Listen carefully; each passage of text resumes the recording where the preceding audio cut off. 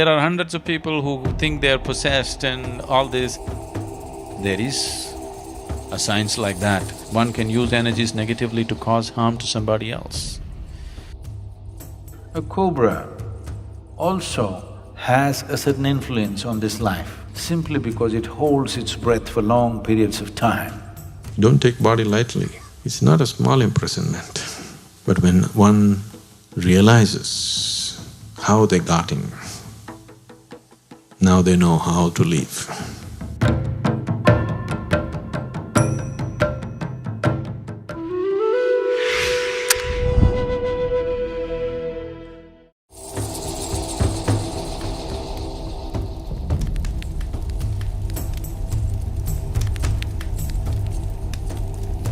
This disembodied life has no discriminatory mind. It will tend to go by its tendencies. Whatever karmic substance which is still not dissolved, which will form a certain type of tendency, will drive it in certain directions.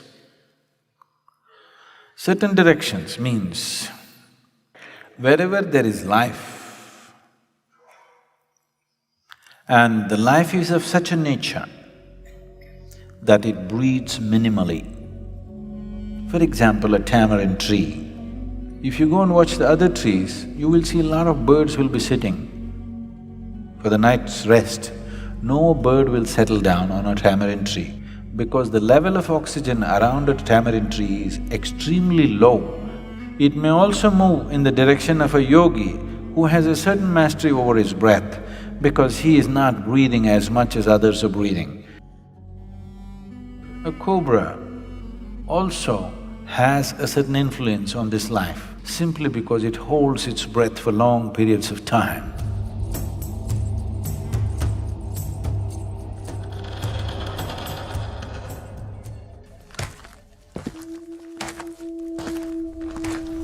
There are hundreds of people who think they are possessed and all this. There is a science like that. One can use energies negatively to cause harm to somebody else. It's mostly receded, very little of that is happening. But if you live in certain areas, certain parts of the country, this is very rampant.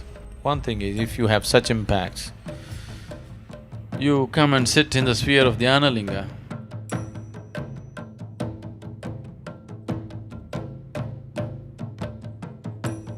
because there are occult dimensions to Dhyanalinga which just nullifies all this. One Paurnami or Amavasya, when things are more receptive for you, just one day, just sit there and go, that's all. It gets taken care of.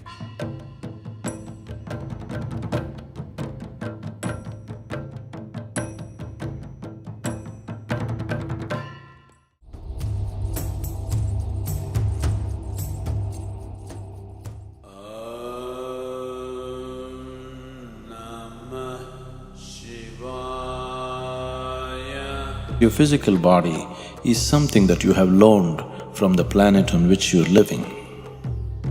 When the time comes, the planet will claim it back.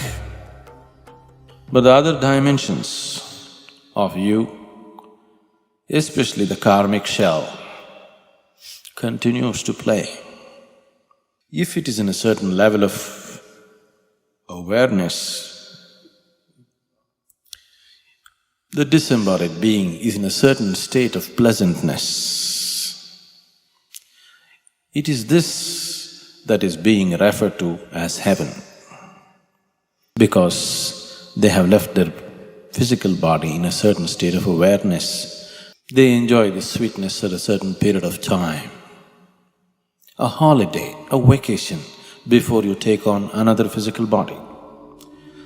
Similarly, if people live in certain states of fear, anxiety, anger,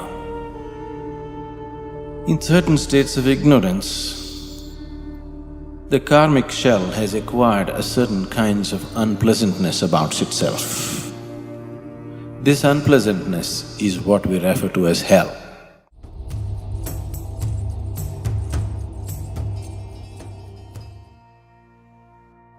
Normally when somebody dies, they this person is no more. But that's not the truth. He's no more the way you experience him, but he still is in any other way. Don't take body lightly. It's not a small imprisonment. Unless you break it open, you can't leave it, isn't it?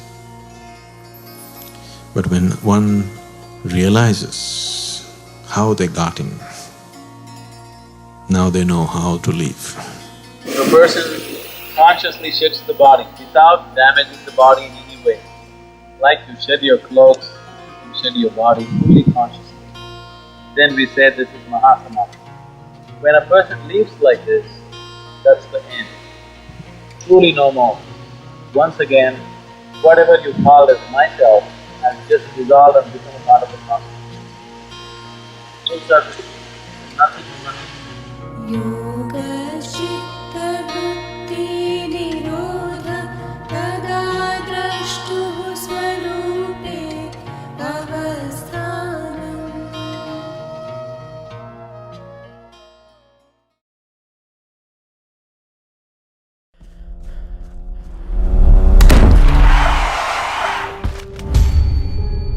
What happens to dead people?